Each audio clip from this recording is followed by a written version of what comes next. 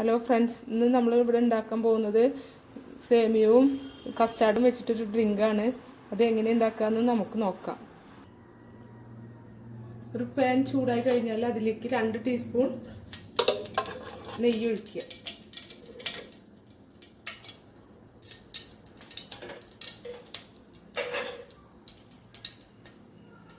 അതിലേക്ക് അണ്ടിപ്പരിപ്പും ബദാമും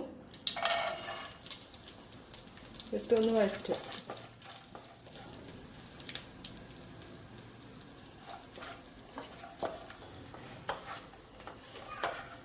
കുറച്ച് കപ്പലണ്ടിയും ഇത് നന്നായി വഴറ്റി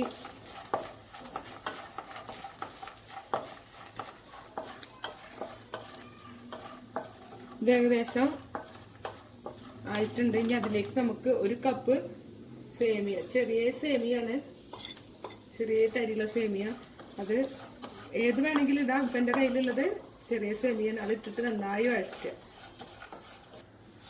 ഇനി അതിലേക്ക് ഒരു 4 കപ്പ് തിളപ്പിച്ച പാല് ഒഴിക്കുക.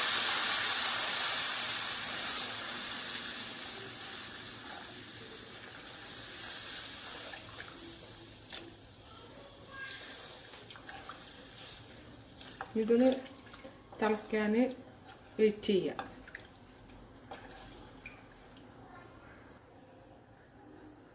ഇനി ഏകദേശം ഇത് തിളച്ചിട്ടുണ്ട്. അപ്പോൾ നമുക്കൊരു 7 ടീസ്പൂൺ പഞ്ചസാര, 7 ടേബിൾ സ്പൂൺ പഞ്ചസാര ഇതിലേക്ക് ആഡ് ചെയ്യാം.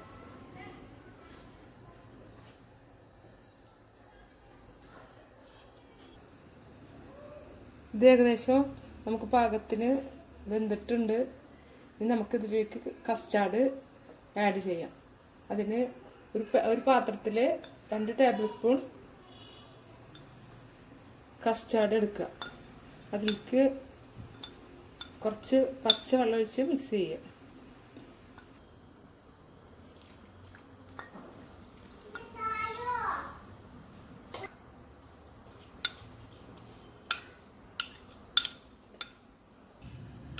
മിക്സ് ചെയ്ത കസ്റ്റാർഡിൻ്റെ ഇത് ഈ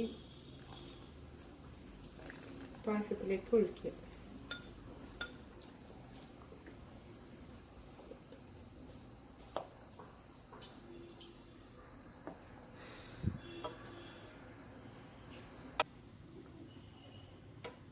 ഏകദേശം ഇത്ര തിക്ക് ആവണം. ഇത് കൂടുതൽ തിക്കാവണം. എന്താ വെച്ചാൽ തണുത്ത് കഴിഞ്ഞാൽ അതൊന്നും കൂടിയും കട്ടിയാവും.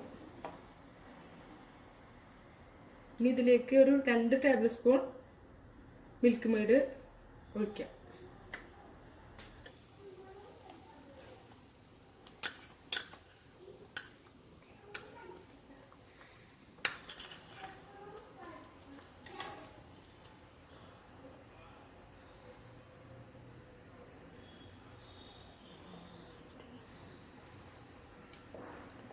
ഇത് നമുക്കിനി തീ ഓഫ് ചെയ്തിട്ട് തണുക്കാൻ വയ്ക്കാം.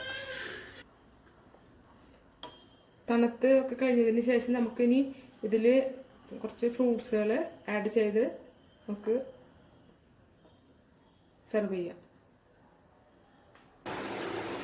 ഇപ്പോൾ ഏകദേശം തണുത്ത് റെഡി ആയിട്ടുണ്ട്. ഇനി നമുക്ക് ഇതിലേക്ക് ഫ്രൂട്ട്സ് ആഡ് ചെയ്യാം. ഒരു ആപ്പിള് സ്ക്വയറായിട്ട്, ചെറിയ സ്ക്വയറായിട്ട് കട്ട് ചെയ്തത് ഇതിലേക്ക് ഇട്ട് മിക്സ് ചെയ്യുക. ഒരു ചെറിയൊരു ആപ്പിള്, പിന്നെ കുറച്ച് അനാറ്, ചെറിയ അനാറ്, പിന്നെ ഒരു ടീസ്പൂൺ ടൂട്ടി ഫ്രൂട്ടി,